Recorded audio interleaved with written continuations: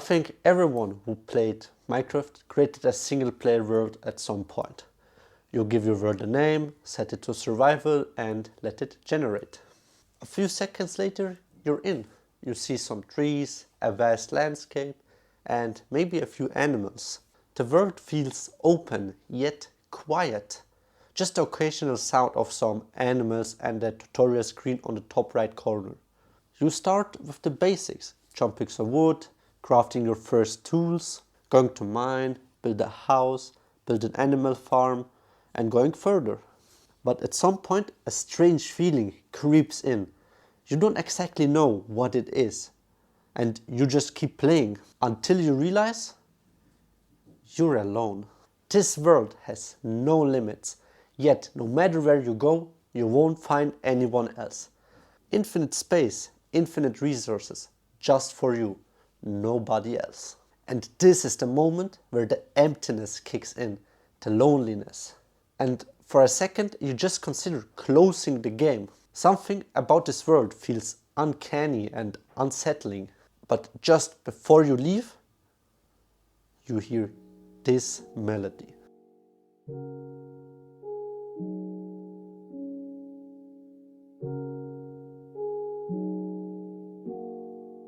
This is a song you've never heard before, yet somehow it feels familiar and nostalgic, as if you've been once here before.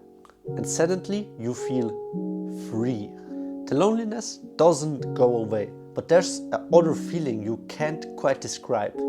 This is your world. There are no rules except the ones you make. When I started my first single player world as I was 12, this feeling stuck with me.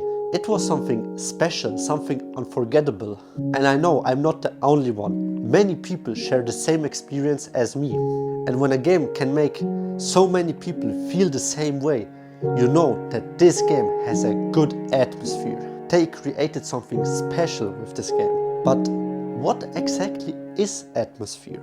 In the real world, atmosphere is made out of 80% nitrogen and 20% oxygen. But this isn't the atmosphere we're talking about. Imagine you're on a mountain. The sun is shining, you're sitting back, watching it dip below the horizon. You lie on the grassy field soaking in the peaceful moment. You might describe this atmosphere as relaxing or beautiful. In games, atmosphere is shaped by many factors, but there are 5 essential elements that define it. First things first, the map design. I think every kid would be traumatized if someone made a game like Animal Crossing in the world of Dark Souls. Imagine an innocent child running around just picking some flowers and suddenly a grotesque boss comes out of nowhere ready to slice him apart. But let's be honest, there isn't anything scarier than this fucker. But anyway, back to actual map design. A game's world has to match its genre and theme. If you want something cozy and relaxing, you create something like Animal Crossing. It has a peaceful little island, friendly NPCs and a lush vegetation. The colors are vibrant and saturated, making everything feeling warm and inviting. Even if it's raining, this game doesn't give off any depressed vibe. In fact, just look at the title screen. Even without music or anything else, this just feels welcoming. And that's good map design. It instantly sets the mood. And now let's look at the opposite of that, Silent Hill. This game is infamous for its bone-chilling atmosphere. Outside, the weather is always foggy or snowy. You literally can't see shit. And your only light source? A tiny pathetic lamp attached to your jacket. And it sucks. Indoors, the buildings feel cramped and suffocating. There's no sense of freedom, no open world exploration, just endless tension. For people with claustrophobia, yeah, this shit is a nightmare. And just look at the world itself. There are barely any colors.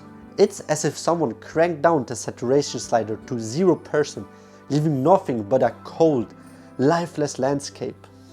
The second essential sensory human organ is hearing. Music and sound can amplify emotions like nothing else. It can drastically influence a player's emotions, whether it is a sad scene, Oh no, no, no, no, no! So! No, no, no! So! a safe place, or just some ambient background music. Audio shapes the experience. But sometimes music isn't the right choice. In horror games, you'll notice there's way less music compared to other genres. But what they lack in music, they make up in good sound design. The environmental sounds have to match the atmosphere. When I was little, I booted up Resident Evil 1 for the first time. And I remember how scared I was because there was no music. Just the sound of my loud, echoing footsteps breaking the silence. And that's the kind of sound design that gets under your skin.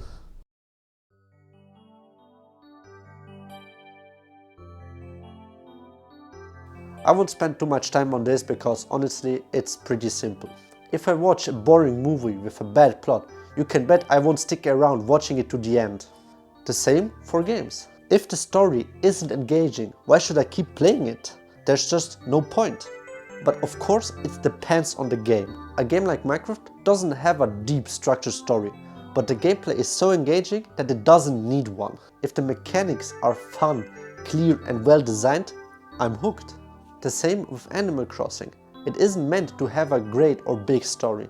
You're just there, relaxing, turning your brain off and building your dream island. And when you put all these elements together, you'll get the game's atmosphere. The reason I started thinking about game's atmosphere was Disco Elysium. And first off, no, I can't recommend it to you unless you love to read. A lot. You start the game by waking up in a hotel room that looks like it's barely standing. And your character, half naked, hungover, and the further you play, you realize he doesn't know anything. In fact, he knows as much as you know. Nothing. Turns out he drank too much rakia last night and forgot everything. His name, his job, even what he looks like. Eventually, after some awkward conversations, you find out you're a police detective investigating a murder. And then things get a little bit weird, because the game isn't just about solving this case, it's about the things going on inside your brain. Your thoughts that constantly argue with you. Your skills, they're not just skills, they're your personalities. Encyclopedia is a walking Wikipedia. Authority, a power-hungry voice inside your head demanding you to arrest people for no reason at all. And if you lack some certain skills or personalities, your mind breaks down in the most ridiculous ways possible. One moment you're running like the wind, then you've suddenly turned around and are giving him the finger, furiously, with both hands. Why? Conversations with other people turn into internal battles and you're constantly questioning yourself, like every single time. But then you step outside of the hotel and you realize this world is miserable. The city is grey, people are depressed and poverty is everywhere. Nothing in the city Revachol gives you any hope. And just when you think things couldn't get worse, your own thoughts keep on reminding you what a piece of shit you are. Even when they try to be positive, something feels wrong about it. Everything in this game works together to create a feeling or atmosphere that truly feels hopeless. Nothing feels important. You feel like the worst person on this world. And your own mind agrees in every single conversation. But that's what makes Disco Elysium special. They've built a world where happiness is rare and where no matter where you go or how hard you try, these ugly feelings don't really leave you. Even as you solve the case, even as you find out who you really are, these feelings don't leave you. Maybe it's an exaggerated sample, but this is the power of atmosphere. A game's atmosphere can pull you in completely, making you feel like a part of this world, like you exist in this world. And any game that can do that has my full respect.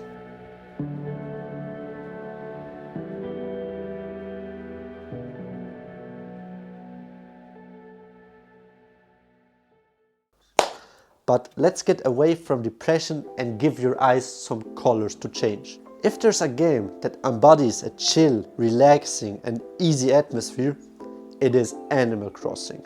Like I've mentioned before, this game doesn't give off any bad vibes.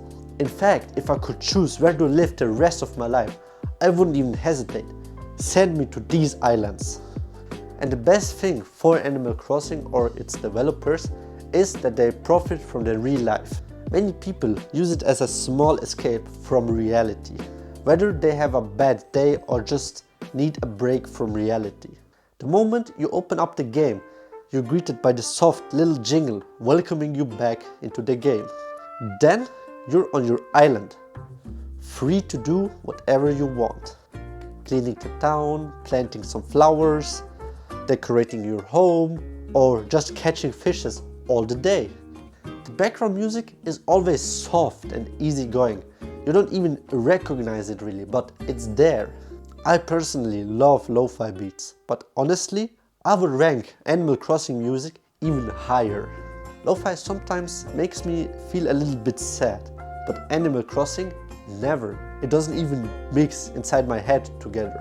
Even the villagers fit perfectly inside this world. They're always polite, always there for you. Even when they want to leave your island forever. If you just say that you don't want them to go, they will stay. They also have their own language, this Animalese, I think. Originally, it was just a technical limitation of the GameCube, since adding full voice acting took up too much space. But over time, it became a stylistic element. It's silly and it's funny. And honestly, real voices would ruin the charm completely. This game is a tiny, silly little world and the villagers reflect it perfectly. There are no real rules, no pressure. Just relax. But let's stick with Nintendo games a little bit longer. One game I've always wanted to play as a kid but never could was The Legend of Zelda.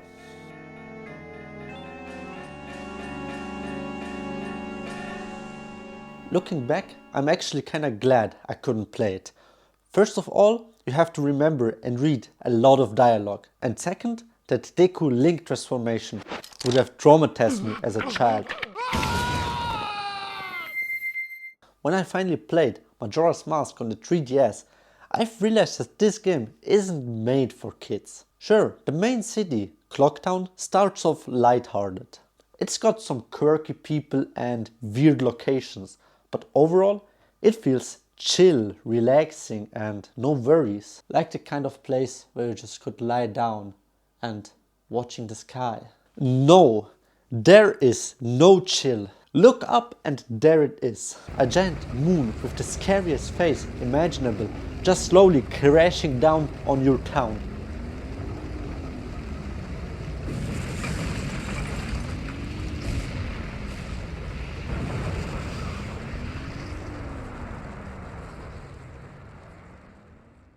Majora's Mask has a very heavy atmosphere. Technically, you have 3 days to save this world, but thanks to the main mechanic, you can always rewind the time to day 1 over and over again until you have the whole stuff and the whole tools to save this town.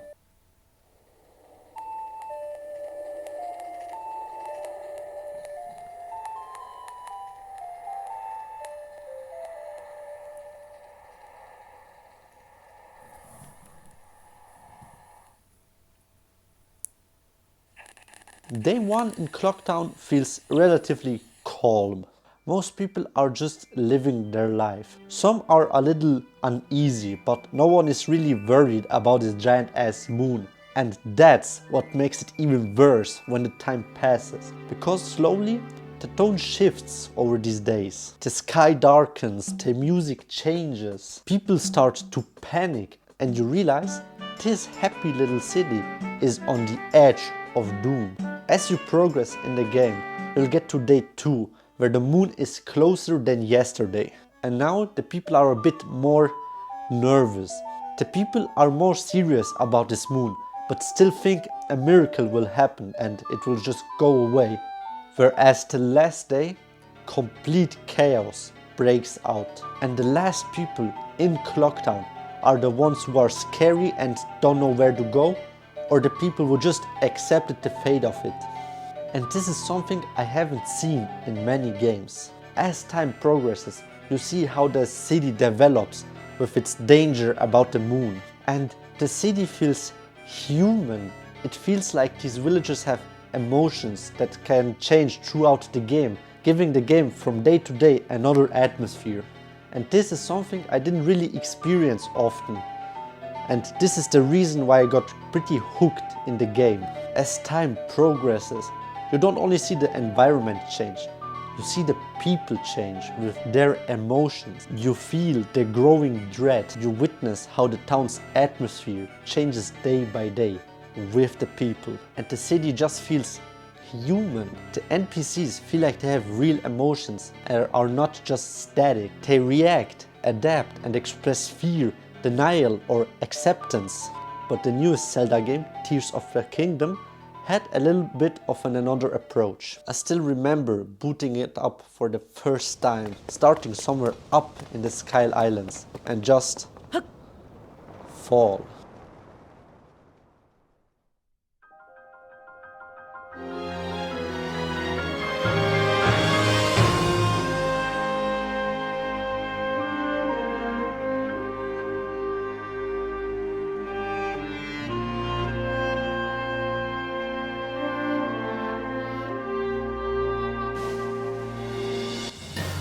Down onto these vast, beautiful islands, and in that moment the game basically just says you're free. It gives you this deep urge to explore and go wherever you want. Just explore every corner of this map.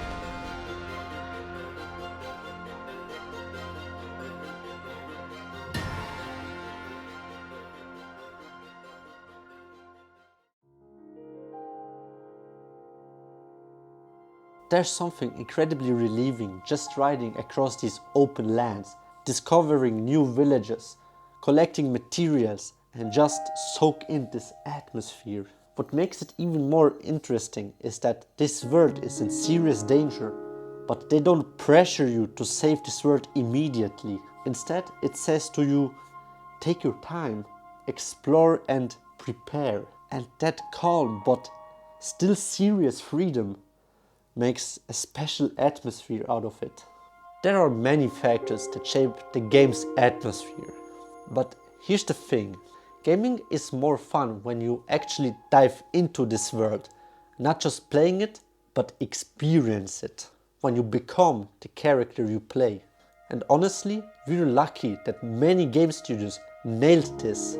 They built worlds that we could have only dreamed of as kids. Sometimes we should just stop, stand still somewhere in this world and let it all sink in. Look around, listen and appreciate this moment, this atmosphere. Appreciate these details for this world. Because sometimes it's the little things that makes the game feel real. So for the end, let me know in the comments, what's a game where the atmosphere really hit you? If you liked the video, please subscribe, leave a comment and share it. It helps me a lot. And we will see each other next time on a new beautiful day geeking about video games together. Have a great day.